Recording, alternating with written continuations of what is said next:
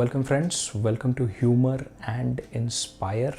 It is very important for us कि हम understand करें हमें एक्चुअली में क्या करना चाहिए, अपने हिडन टैलेंट्स को हम आइडेंटिफाई करें, अपने हिडन स्किल्स को हम आइडेंटिफाई करें एंड उसके ऊपर वर्क ऑन करें।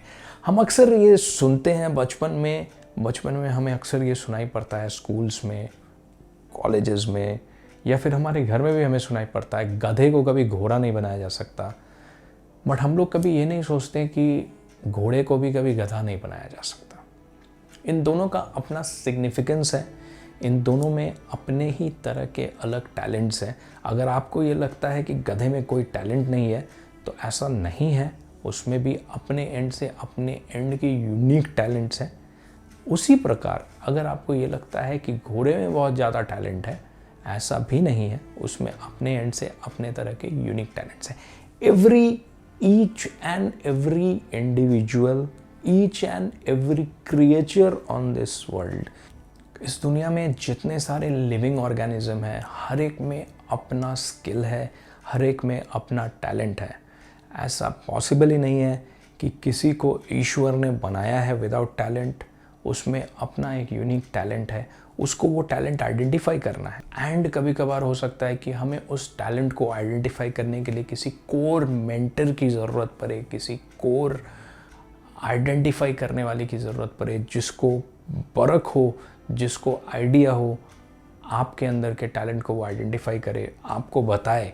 एंड जब आपको पता चले कि yes, this is what is the actual talent that I have, मेरे अंदर ये टैलेंट हिडन है, आप तभी आगे बढ़ पाइएगा, आप तभी अपने टैलेंट को बाहर सबके सामने ला पाइएगा, निखार पाइएगा अपने आप को। अदरवाइज़ क्या है, हम लोग सभी सोचते हैं, जैसे कि मैंने अभी बताया कि गधे को कभी घोड़ा नहीं बनाया जा सकता, उसी प्रकार हमें बचपन से ही थोप दिया जाता है कि आपको ये बनना है, आपको वो बनना है। हर एक मैं ऐसा नहीं कहता कि कोई गलत है, बट हर एक को एक ही चीज़ नहीं बनाया जा सकता। किसी के अंदर कुछ टैलेंट है, किसी के अंदर कुछ टैलेंट है। बट आप अपने एक्चुअल टैलेंट्स को मत छुपाइए, आप अपने एक्चुअल टैलेंट को अपने अंदर मत रखिए, उसको सबके सामने आने दीजिए। And it is very important, ये बहुत इंपॉर्टेंट चीज़ है कि आप अपने अंदर के टैलेंट को सबके सामने आने दे रहे हैं। बिकॉज जब तक आप उसको आने नहीं देंगे, उससे कितने लोगों को लाभ हो सकता है ये शायद आपको भी नहीं पता हो सकता है आप बहुत अच्छा गाना गा सकते हैं, आपकी आवाज़ बहुत अच्छी है, हो सकता है आप बहुत अच्छा खेल सकते हैं। दीज ऑल आर एंटरटेनमेंट्स जो आप लोगों को दे सकते हैं। आपके खेल से हो सकता है हमारे देश का नाम उज्जवल हो, आपके खेल के टैलेंट के कारण हो सकता है कितने लोग एंजॉय करें उसको। सिमिलरली अगर आप बहुत अच्छा गाना गा लेते हैं, दीज आर फ्यू एग्जाम्पल्स जो मैं आपको दे रहा हूँ, कितने लोग आपके गाने को पसंद करें, कितने लोग आपके गाने को सुन के अपने टेंशन, एंग्जाइटी, स्ट्रेस, इन सब चीज़ों को दूर करें। आज मैं आप सभी को एक कहानी सुनाऊंगा, एक बहुत ही छोटी सी कहानी with a very good meaning of the entire story. एक शेरनी रहती है, वो जंगल में एक दिन शिकार करने निकलती है। बट जिस वक्त वो शिकार करने निकलती है, वो अपनी गर्भावस्था में रहती है, यानी कि प्रेग्नेंट रहती है। और जब वो जाती है शिकार करने के लिए, एक भेड़ का झुंड रहता है, उनके ऊपर जैसे ही वो लपकती है, यानी कि जैसे ही वो कूदती है उनके ऊपर, वैसे ही उसे प्रॉब्लम क्रिएट होती है। अपने प्रेगनेंसी के कारण, गर्भावस्था के कारण उसको प्रॉब्लम क्रिएट होती है उसके लिए। और इससे पहले कि वो शिकार कर पाए इन भेड़ का, वो एक बच्चे को जन्म देती है। उस बच्चे को जन्म देने के बाद उसकी शारीरिक हालत थोड़ी अच्छी नहीं रहती है, जिस कारण से वो हिल नहीं पाती है।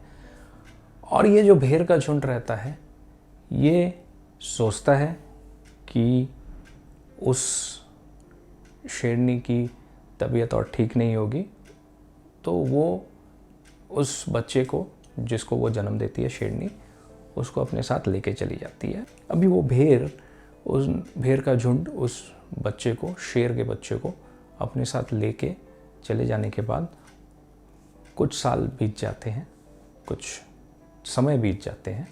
एंड उसके बाद वो शेर का बच्चा भी उन भेड़ जैसा ही अपने आप को बना लेता है। वो भी उन्हीं के जैसा घास खाता है, वो भी उन्हीं के जैसा घास चढ़ता है, उनके साथ ही रहता है। कुछ समय पश्चात, यानी कि कुछ साल पश्चात, जब वो भेड़ का झुंड दोबारा जंगल में घास खाने के लिए घूम रहा होता है और वो शेर का बच्चा भी उनके साथ रहता है, ऐसे सिचुएशन में वो शेरनी जो कुछ साल पहले हम लोगों ने ये सोचा था कि वो नहीं बचेगी और वो तब तक सही रहती है, और जैसे ही वो अपने बच्चे को देखती है वो उसको उठा के अपने साथ ले जाती है। लेकिन ये शेर का बच्चा जो भेड़ के साथ रह गया वो भेड़ जैसा हो जाता है, वो डर जाता है, वो समझ नहीं पाता है मुझे क्यों उठा के ले जा रही है ये, और वो ज़ोर ज़ोर से चिल्लाने लगता है। अभी ये शेरनी उसको अपने साथ जब ले जाती है तो वो ले जाते जाते सबसे पहले उसको एक बार दहाड़ के दिखाती है, ये समझाने के लिए कि वो बच्चा भी उसी के जैसा है या फिर ये उसके जैसी है, ये समझाने के लिए कि वो बच्चा उन भेड़ के झुंड को या फिर उनको बिलोंग नहीं करता, वो शेर को बिलोंग करता है, शेर के प्रजाति को बिलोंग करता है। ये कारण से वो उसको एक दहाड़ के दिखाती है। बच्चा और डर जाता है, वो सोचने लगता है कि ये मुझे उठा के ले जा रही है, वो ज़ोर ज़ोर से चिल्लाने लगता है। ऐसे हालात में वो शेरनी उसको अपने मुंह में दबोच के ले जाती है और एक मांस का टुकड़ा उसके सामने फेंकती है। अभी ये जो शेर का बच्चा है ये तो घास खा के बड़ा हुआ है, इसको पता ही नहीं है क्या है वो समझ नहीं पाता है ये उसके तरफ क्यों दिया गया। लेकिन हजार हो, वो एक शेर है, शेर का बच्चा है, उसको पता है, उसको अंदर से एक फीलिंग आती है कि ये क्या है, इसको मुंह में डालना चाहिए। अभी जैसे ही वो उसको मुंह में डालता है, आप लोग सभी जानते हैं कि एक बार शेर के मुंह में अगर मांस आ जाए तो वो मांसाहारी या फिर उस प्रजाति को में चला जाता है जिससे वो बिलोंग करता है, वो समझ में आ जाता है उसको, उसके अंदर से वो प्रवृत्ति जागृत हो जाती है, सिंपल। इसके बाद तुरंत वो शेरनी उसको ले जाती है और जो नदी बह रही थी उसके सामने खड़ा होकर उसे चेहरा दिखाती है। वो दिखाती है कि देखो तुम्हारा चेहरा और मेरा चेहरा कितना आइडेंटिकल है, ये समझाने के लिए। और जब वो उस शेर का बच्चा देखता है कि यस, उन दोनों का चेहरा, उसका चेहरा और वो शेरनी जो उसको उठा के लाई है वहाँ से भेड़ के झुंड से उसका चेहरा सेम है, तो वो समझ जाता है कि वो उनको बिलोंग नहीं करता जिनके साथ वो इतना दिन तक था, वो बिलोंग करता है इस शेर के प्रजाति को। एंड तब वो जो शेरनी ने पहली बार दहाड़ा था वो भी उसकी तरह दहाड़ता है, ये समझाने के लिए कि वो समझ चुका है कि वो शेर की प्रजाति को बिलोंग करता है। Now what is the most beautiful thing in this story? इस कहानी में सबसे बेहतरीन और महत्वपूर्ण चीज़ क्या है? वो ये है कि हम सभी को अपने अंदर के हिडन टैलेंट को, जिस चीज़ के लिए हम बने हैं, उसको आइडेंटिफाई करना है, उसको समझना है, उसको अंडरस्टैंड करना है। क्योंकि जब तक हम ये नहीं समझेंगे कि हमारे अंदर कौन सा टैलेंट है, कौन सा hidden treasure as a talent हमारे अंदर वो ट्रेजर है जो हमें अपने अंदर से निकालना है एंड उसको पॉलिश करके सबके सामने रखना है, तब तक हम दूसरे के आइडियाज़ के ऊपर काम करते रहेंगे। और हो सकता है वो आइडियाज़ उन्हीं भेड़ के झुंड के जैसा हो, जहाँ पे एक शेर के बच्चे को घास खिलाने के लिए घास खिला के उसे भेड़ के झुंड में रखा गया था एंड उसी प्रकार उसको बनाया गया था। So it is very important for us to not go ahead and keep our talents within ourself. इसको आगे लाना चाहिए एंड इसको आगे लाने का सिंपल तरीका है, आपको आइडेंटिफाई करना है आगे चल के कि आपके अंदर ऐसा कौन सा स्किल है जो आप सबके सामने ला सकते हैं एंड आप उसको कैसे ला सकते हैं। लेकिन उसको करने के लिए आपको सबसे पहले अपने स्किल्स को आइडेंटिफाई करना है, which is very important. And उसके लिए आपको एक मेंटर की ज़रूरत भी होगी, क्योंकि उसके हेल्प के बिना आप उस स्किल को तराश या फिर पॉलिश नहीं कर पाइएगा।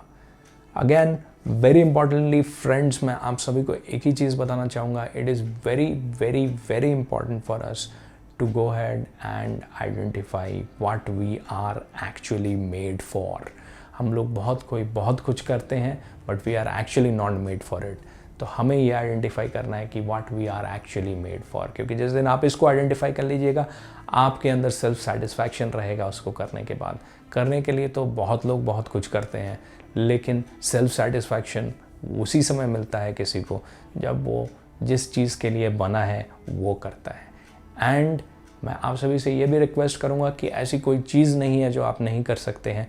मेरे स्टेटमेंट को, मेरे इस एंटायर वीडियो को समझने की कोशिश कीजिएगा और जहाँ तक पहुँचाने की कोशिश कर रहा हूँ प्लीज़ प्लीज़ प्लीज़ वहाँ तक पहुँचिएगा। ऐसा नहीं कि कहीं और पहुँच गए, मेरे समझाने पे पहुँचिएगा वहीं पे जो मैं पहुँचाना चाह रहा हूँ। वेरी इंपॉर्टेंटली आप करिए वही जो आप कर रहे हैं अभी, लेकिन अपने टैलेंट को आइडेंटिफाई करना मत भूलिए और उसको सबके सामने लाना मत भूलिए, because it is actually what you are made for. आप बने उसी के लिए हैं एंड वो आपको सबके सामने लाना चाहिए। Thank you so much friends, thank you so much for watching this video. आप अगर इस वीडियो को पसंद किया आप लोगों ने, प्लीज़ इसको शेयर कीजिएगा अपने लोगों के साथ, अपने इस वीडियो को लाइक कीजिएगा। नीचे कमेंट बॉक्स में आप कमेंट डाल सकते हैं। आपका हर एक लाइक, सब्सक्राइब, शेयर हमें इनकरेज करता है, मुझे, मेरी टीम को इनकरेज करता है ऐसी वीडियोस और बनाने में, आप तक लाने में। एंड वेरी इंपॉर्टेंटली, अगर आपका कोई भी व्यू है इस चैनल को लेके, अगर आप कुछ बताना चाहते हैं, डायरेक्टली कांटेक्ट करना चाहते हैं हमारे साथ, आप हमारे मेल आईडी में मेल कर सकते हैं जो हमारे चैनल के अबाउट सेक्शन में अवेलेबल है। Please don't forget to like, subscribe, share. आपका हर एक लाइक, सब्सक्राइब, शेयर हमें इनकरेज करता है ऐसे वीडियोस और बनाने में। Thank you so much friends, thank you so much for watching this video. Hope to see you again very soon with a new topic. Thank you so much, have a great day.